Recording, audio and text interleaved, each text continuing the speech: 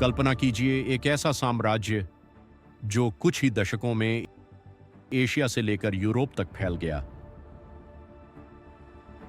यह कहानी है कि कैसे मंगोल एम्पायर ने दुनिया के बड़े हिस्से पर कब्जा किया। मंगोल मध्य एशिया के कठोर घास के मैदानों में रहने वाले घुमंतू लोग थे। वे शहरों में नहीं रहते थे, बल्कि एक जगह से दूसरी जगह घूमते रहते थे। बचपन से ही वे घुड़सवारी, शिकार और युद्ध करना सीखते थे। इसी वजह से वे इतिहास के सबसे तेज और ताकतवर योद्धाओं में से एक बने। एक व्यक्ति जिसका नाम तेमुजिन था, सब कुछ बदलने वाला था। उसने कठिन परिस्थितियों से उठकर मंगोल जनजातियों को एकजुट किया। अपनी बुद्धिमत्ता और ताकत के बल पर वह बना गेंगिस खान। उसने मंगोलों को एक शक्तिशाली और संगठित सेना में बदल दिया।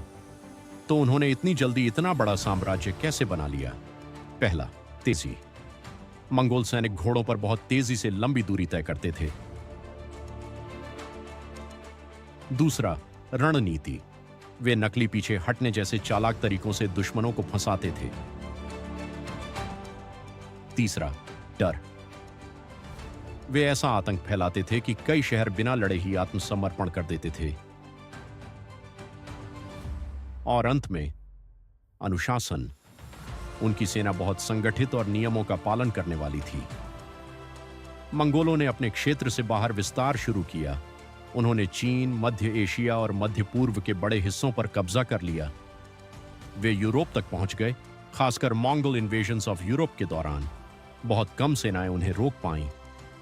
अपने चरम पर मंगोल एम्पायर इतिहास का सबसे बड़ा जुड़ा हुआ साम्राज्य बन गया।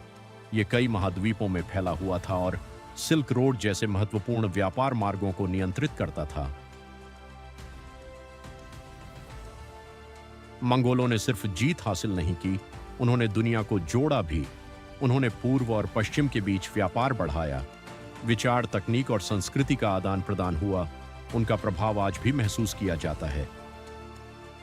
मंगोल एक घुमंतू जीवन से शुरू हुए, लेकिन इतिहास के सबसे महान साम्राज्यों में से एक के शासक बन गए। और यह सब शुरू हुआ एक व्यक्ति से, गेंगिस खान।